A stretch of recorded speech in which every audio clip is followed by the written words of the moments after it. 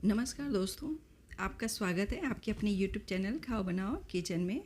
दोस्तों, आज मैं आपके लिए लेकर आई हूँ एक बहुत ही पॉपुलर रेसिपी जो कि है खारी बिस्कुट, जिसे कि हम अक्सर सुबह शाम की चाय के वक्त या फिर छोटी मोटी भूख में खाते ही रहते हैं। और इस खारी बिस्कुट को ज़्यादातर हम लोग बाज़ार से ही ख़रीद कर लाते हैं, जबकि इसे बनाना बेहद ही आसान है। एक बार आप इसे बना लेंगे तो महीनों रख करके इसे खा सकते हैं। और जब घर पर आप इस खारी बिस्कुट को बनाएंगे तो इसे आप अपने टेस्ट के अकॉर्डिंग कई फ्लेवर में भी बना सकते हैं। इस रेसिपी की खासियत ये है कि इसे बनाने के लिए हमें बहुत ही कम सामान चाहिए और मिनटों में ढेर सारी बहुत ही क्रिस्पी खारी बनकर तैयार होगी। तो चलिए, इसे बनाने के लिए सबसे पहले हम खारी का आटा तैयार करेंगे। तो इसके लिए हम 2 कटोरी मैदा नाप करके एक बाउल में लेंगे और 1/4 चम्मच नमक इसके अंदर डालेंगे। नमक इसमें बहुत कम मात्रा में जाता है। इसके बाद आधा चम्मच अजवाइन को मसलते हुए डालेंगे, इस तरीके से हथेली से। आप चाहें तो अजवाइन की जगह पे जीरा या फिर कसूरी मेथी भी डाल सकते हैं, जैसा आप पसंद करते हो, लेकिन मैं अजवाइन वाली खारी बना रही हूँ। अब इसके अंदर मिलाएंगे मोयन के लिए 4 चम्मच तेल। तो हमने खाने वाला तेल यूज किया हुआ है। इसके अंदर हम सरसों का तेल नहीं डालेंगे और ना ही बटर ना ही घी का मोयन लगाएंगे। जब भी लगाएंगे तो तेल का और बहुत ही कम मात्रा में मोयन इसके अंदर पड़ती है। तो 1 कटोरी मैदे में हम 2 चम्मच ही इसमें मोयन डालते हैं और आधा कटोरी पानी लेकर के इसका हम एकदम मीडियम वाला डो तैयार करेंगे, ना ज़्यादा मुलायम और ना ही ज़्यादा कड़ा। इसे हम उतना ही रखेंगे कड़ा, जिससे कि हम इसकी रोटी जब बेलें तो एकदम पतली सी रोटी बगैर पत्थन के बेल जाए। बस इतना ही कड़ा होना चाहिए इसका आटा। तो आप देख सकते हैं इसका आटा, इस तरीके का आटा चाहिए। इसका डो मैं तोड़ करके दिखा रही हूँ आपको।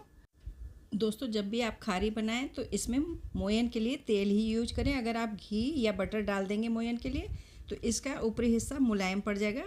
आपने देखा होगा कि खारी का ऊपरी परत जो है थोड़ी सी कड़ी होती है, इसलिए तेल का ही यूज करें। तो अब इसे 2 बूंद तेल से ग्रीस करके हमने इसे एक कपड़े से ढक दिया है, जिससे ये सूखने न पाए। अब खारी के अंदर की परतों को बनाने के लिए हम बनाएंगे एक साटा। तो एक बाउल के अंदर हम लेंगे देसी घी। इसके लिए हम देसी घी ही लेंगे साटा बनाने के लिए। तो इस समय हमने इसके अंदर 2 चम्मच ही देसी घी लिया हुआ और इसके अंदर 1.5 चम्मच अरारोट और 1.5 चम्मच हम मैदा मिक्स करेंगे। आप चाहें तो सिर्फ मैदा भी मिला सकते हैं। अब घी में इसे हम बढ़िया से मिलाएंगे। आप देखेंगे कि ये थोड़ा सा मिलाने के बाद गाढ़ा सा है। तो जब इस तरह से ये गाढ़ा सा होगा तो ये अच्छे से रोटी के ऊपर चिपकेगा नहीं, ये कहीं चिपकेगा कहीं नहीं चिपकेगा। तो अब इसके अंदर हम 2 चम्मच फिर से देसी घी मिलाएंगे। तो जैसे कि हमने मोयन लगाई हुई थी, 2 कटोरी मैदा के लिए 4 चम्मच तेल लगाया हुआ था, इसी तरह से हम 4 चम्मच देसी घी का साटा तैयार करेंगे। तो एकदम बढ़िया सा साटा बनेगा, देख सकते हैं आप। तो अब हम खारी को बेलेंगे। तो एक बार फिर से मैदा को हम हल्का सा मसल लेंगे। इसके डो को हम बहुत ज़्यादा चिकना नहीं करेंगे, बस हल्का सा ही मसलेंगे। और इसके बाद हम एक चकला लेंगे और चकले पर इसे थोड़ा सा मसलने के बाद इसकी एक बड़ी सी लोई बना करके हम इसे थोड़ा सा मोटा ही बेल लेंगे। और इसे एक बार बेलने के बाद इसकी हम इस तरह से इसे 4 पीस में काट लेंगे। इस तरह से करने से क्या होगा कि इसके अंदर आप देखेंगे कि परतें सी आने लगेंगी, परतें खुलने लगेंगी। तो अब हम क्या करेंगे कि चारों लोइयों को एक के ऊपर एक रख करके फिर से दोबारा इस तरीके से रफली इसे दबा करके मोटी सी फिर से बेल लेंगे और फिर हम इसे काट लेंगे। इस तरह से हम 2 से 3 बार इसे इसी तरीके से सेम तरीके से बेलेंगे मोटी रोटी, और इसे कट करके फिर एक के ऊपर एक रख के इसे काटेंगे। आप देखेंगे कि 2 से 3 बार में इसके अंदर कई परतें दिखने लगेंगी आपको। तो 3 बारी हमने रोटी को बेल करके एक के ऊपर एक रख करके बेला हुआ है। अब फाइनली इसे हम बेल करके बड़ी सी रोटी इसकी पीसेस काट लेंगे। तो इसकी पीस आप छोटी बड़ी जैसी चाहें वैसी काट सकते हैं, क्योंकि इसकी हमने पतली पतली रोटियां बेलनी हैं। बस इसकी लोई आप छोटी या बड़ी रखेंगे तो बड़ी रखेंगे जब आप, तो जल्दी से आपकी खारी बन के तैयार होगी। और रोटी अगर छोटी रहेगी तो आपको 1-2 बैच ज़्यादा बेलना पड़ेगा। तो इस तरीके से हमने इसकी लोई बना करके तैयार कर ली हुई है। अब हम इसे बेलेंगे। तो इसकी रोटी हम एकदम पतली बेलेंगे और बिना घी तेल लगाए और ना ही कोई परथन डालेंगे। आप देख सकते हैं इसका आटा हमने कैसा लगाया हुआ है, ये बगैर घी तेल या बगैर परथन के कितनी पतली सी बढ़िया सी रोटी इसकी बेल के तैयार हो रही है। और इसकी रोटी इतनी पतली होगी कि जब हम इसे हाथ पे हथेली पे उठाएंगे तो हथेली भी पीछे से रोटी के पीछे से दिख रही है। इस तरीके की पतली सी रोटी बना करके सारी हम एक बार में तैयार कर लेंगे। फिर इसके बाद इसकी परतें लगाएंगे। तो सारी रोटी हम बिल्कुल ही पतली पतली बेलेंगे। तो रोटी सारी तैयार करने के बाद अब हम इसमें साटा लगाएंगे।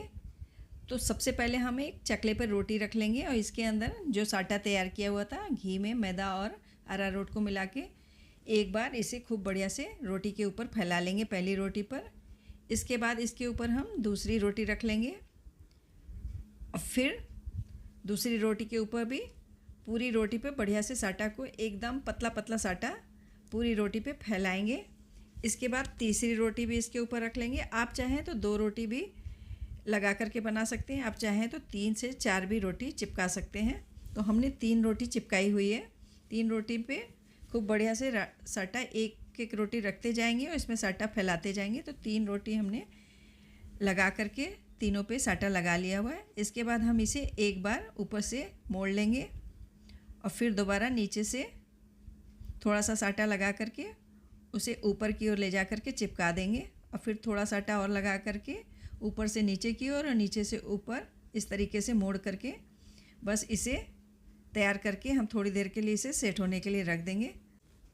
तो मेरी 3 लोइयाँ तैयार हुई है। 3-3 रोटी हमने लगा करके 3 लोइयों को तैयार किया है। इसे हम दबा करके हथेली से थोड़ा सा इसे 10 मिनट के लिए फ्रिज में रख देंगे, जिससे कि इसके अंदर जो घी की परतें हैं थोड़ा सा सेट हो जाए।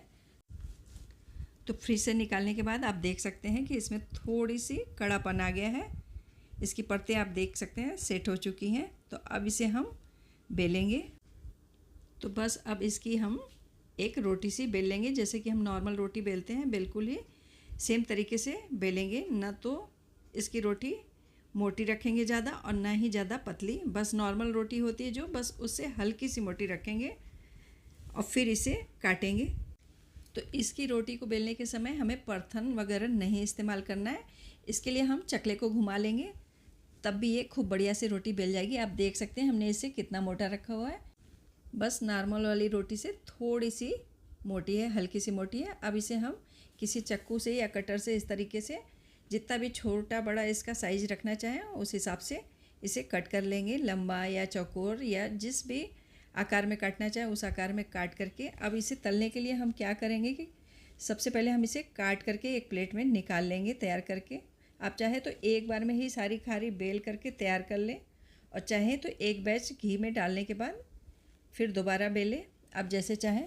तो आप देख सकते हैं बेलने के बाद इसकी परतें कितनी बढ़िया से दिख रही हैं। तो जब ये फ्राई होंगी तो इसकी परतें खूब बढ़िया से खुलेंगी, एक एक परतें खुलेंगी। तो सारी ही खारी को तैयार करने के बाद हम इसे एक प्लेट में निकाल लेंगे। और अब इसे तलने के लिए आप घी तेल कुछ भी ले सकते हैं जिसमें आप पसंद करते हो। तो अब खारी को तलने के लिए हमने एक मोटे तले की कढ़ाई में तेल गरम किया हुआ है और तेल को हमने बिल्कुल ही धीमी आंच पे 5 से 7 मिनट पहले ही गरम होने के लिए रख दिया था। तो इसके लिए तेल हमें हल्का ही गरम चाहिए, इसलिए पहले हम तेल को चेक करेंगे। तो इसके लिए हम क्या करेंगे कि हमने आंच को बंद कर दिया और इसके अंदर में एक खारी का छोटा टुकड़ा डाल दिया हुआ है। इस समय तेल ज़्यादा गर्म हो गया है, तो इसलिए हम तेल को थोड़ा सा ठंडा होने देंगे और ठंडा होने के बाद ही हम इसके अंदर खारी डालेंगे। तो आप देख सकते हैं कि बिल्कुल ही हल्का सा बबल्स आ रहा है। तो इस तरीके का हमें हल्का गरम तेल चाहिए। तो अब इसके अंदर हम खारी डाल देंगे थोड़ी सी, और खारी डालने के बाद आंच को हम जला करके बिल्कुल ही धीमा कर देंगे और धीमे धीमे आंच पर इसे फ्राई करेंगे। तो आप देखेंगे कि बगैर चलाए ही ये धीमे धीमे से ऊपर को आने लगेगी। फिर इसे हम चम्मच से आगे की ओर थोड़ा सा बढ़ा देंगे इस तरीके से। तो देखेंगे कि धीमे धीमे से सारी ही खारी की परतें खुलने लग जाएंगी। इस तरीके से आप देख सकते हैं कि इसकी परतें खुलने लगी हैं। तो ज्यों ही ये हल्की सी परतें खुलने लग जाएगी तो फिर इसे हम पलट देंगे। तो इस तरीके से बिल्कुल ही धीमी धीमी आंच पे इसे हम अलटते पलटते हुए एकदम गोल्डन होने तक इसे फ्राई करेंगे। आप जो जो इसे पलटते जाएंगे आप देखेंगे कि इसकी एक एक परतें खूब अंदर से अच्छे से क्रिस्प होंगे। अगर आप इसे तेज़ आंच में फ्राई कर देंगे तो ये ऊपर से तो हो जाएगी लाल, लेकिन अंदर से इसकी परतें क्रिस्पी नहीं होंगी। इसलिए इसे एकदम धीमी आंच में सब्रपूर्वक ही इसे फ्राई करें, धीमे धीमे आंच पे पलटते पलटते हुए। तो एकदम गोल्डन कलर का इसे होने तक हमने फ्राई किया हुआ है। इसे हम एक खुले हुए बर्तन में निकालेंगे। तो हमने आंच को फिर से बंद कर दिया हुआ है, क्योंकि एक बैच फ्राई करने के बाद तेल ज़्यादा गर्म हो गया था। तो हमने आंच को बंद कर दिया हुआ है और फिर से खारी डाल करके जब खारी ऊपर को तैरने लग जाएगी फिर हम आंच को ऑन करेंगे। तो इस तरह से हम इसे एक बार पलट लेंगे। पलटने के बाद फिर से हम दोबारा आंच को जला लेंगे और आंच को हम धीमा ही रखेंगे, क्योंकि इसके तलने के लिए हमें आंच बिल्कुल ही धीमी चाहिए होगी। अगर तेज़ आंच में तल देंगे तो ये ऊपर से तो लाल सी दिखने लगेगी, लेकिन अंदर से क्रिस्पी नहीं होगी और बहुत ज़्यादा दिनों तक आपकी खारी क्रिस्प नहीं रहेगी। इसलिए जब भी इसे तलें बिल्कुल ही धीमी आंच में तलें। तो इसी तरीके से हमने अपनी सारी खारी बना के तैयार की हुई है। आप देख सकते हैं कितनी क्रिस्पी खारी बन के तैयार हुई है।